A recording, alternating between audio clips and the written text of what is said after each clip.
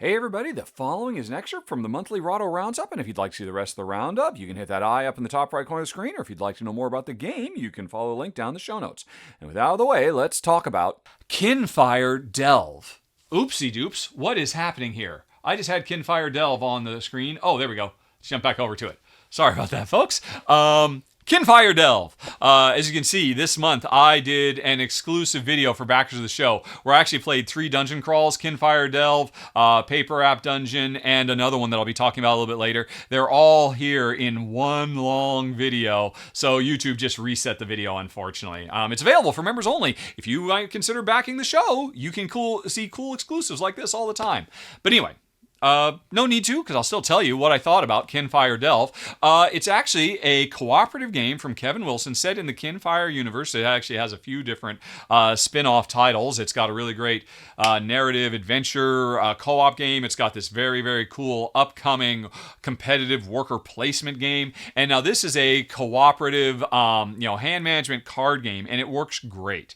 I really enjoyed it quite a bit. I played it solo in this run-through. I played it with my wife as well. We both thought it was a blast. What we're doing every round in this game is we've got a hand of cards. And this game is really best as a multiplayer game. It works well as a solo, but it's most fun because it's my turn. There's a big bad guy we're trying to get to at the bottom of the dungeon. It's surrounded by different things we have to defeat. And once we defeat all the entire deck of cards, we get to the big bad and have the final fight. So on my turn, I play a card. This card might have a special power on it. It gives me a certain amount of damage I can do to one of the target cards. Some cards are weaker against other cards, all kinds of stuff. But the important thing is I play a card.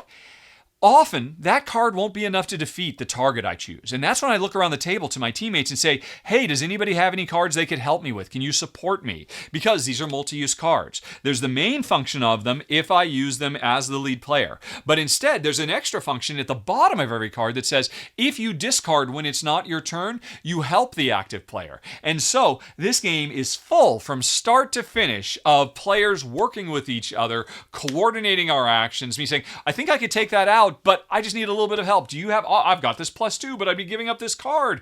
Am I going to do it? And the thing is, you have a deck of cards, and every time you play a card, you do not refill up your hand. Every once in a while, Concordia style, you can take a break and have a rest turn and refill your hand, but that speeds up the bad guy and gets us one step closer to doom. So we're trying to get the most use out of our cards as we can, but we're still trying to make smart decisions about which bad guys to beat, working together with our fellow players.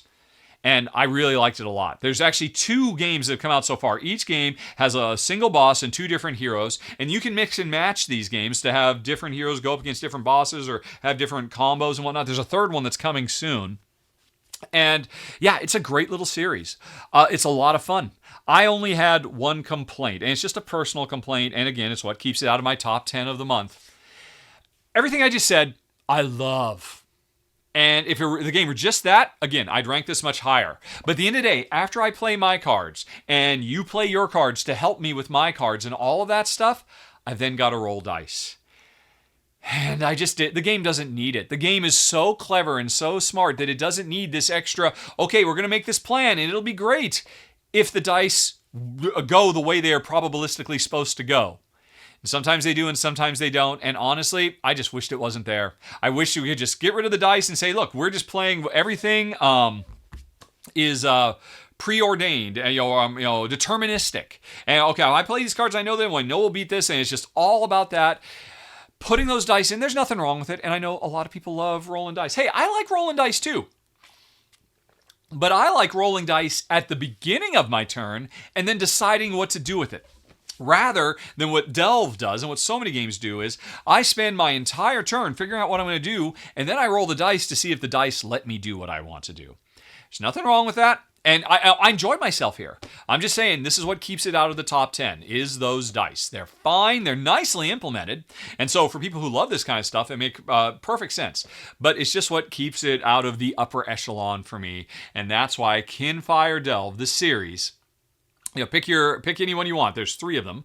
Comes in at number 12.